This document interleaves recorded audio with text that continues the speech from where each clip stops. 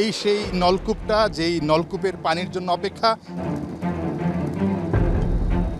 চট্টগ্রামের সাগরিকা, নিশ্চয়ই অনেক স্মৃতি আপনাদের মনে পড়ে যাচ্ছে, কত শত রঙিন স্মৃতি। 2011 বিশ্বকাপে মাহমুদুল্লাহর সেই ইনিংসটার কথা নিশ্চয়ই মনে আছে, ইংল্যান্ডকে বাংলাদেশ হারিয়েছিল। এরকম অনেক অনেক রঙিন স্মৃতি আছে।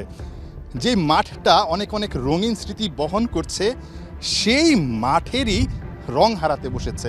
আপনারা দেখছেন ধূসর একটা মাঠ, ঘাসটা একদম মরে গেছে এবং সেখানটায় অনেক দিন ধরে পানি পড়ছে না। সবশেষ যদি আপনাদেরকে বলি, গত 5 দিন ধরে এখানে কোনো রকম পানি পড়েনি, অথচ প্রতিদিন 4 লাখ লিটারের মতো পানি লাগে।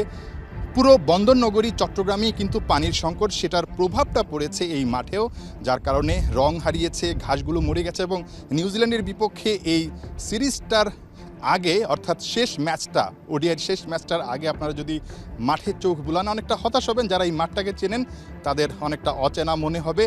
একদম মাঠটাতে মনে হচ্ছে শুধুই মাটি আছে, যদিও গত কিছুদিনে কিউরেটর কিংবা গ্রাউন্ডসম্যান যারা আছেন তাদের অক্লান্ত পরিশ্রমে মোটামুটি একটা ভালো অবস্থায় গিয়েছে এই মাঠটা। আরও খারাপ অবস্থায় ছিল।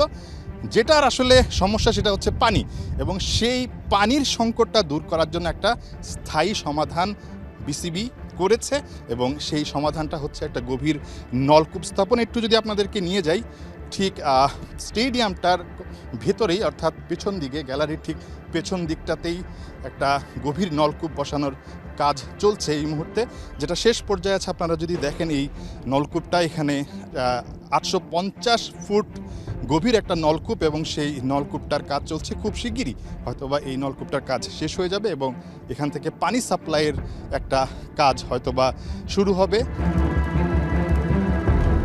এই সেই নলকূপটা, যেই নলকূপের পানির জন্য অপেক্ষা, সেই প্রসেসটা চলছে। পানিটা হয়তোবা খুব শিগগিরই চলে আসবে।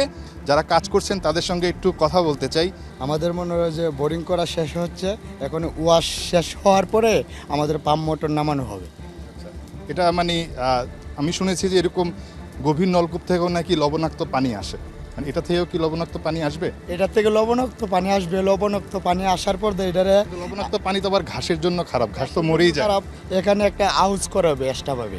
আউজ করার পর এটার মনে হয় যে রিফারিং করে পানিটা ফিল্টার করে, ঠিক আছে, ফিল্টার করে এখানে মাটি নেওয়া হবে। ফিল্টার করে তারপর পানি মারা হবে, বাট লবণাক্ত পানি আসবে, তাই তো? লবণ মুক্ত সেটা পানিটা কইরা মাটি নেওয়া হবে।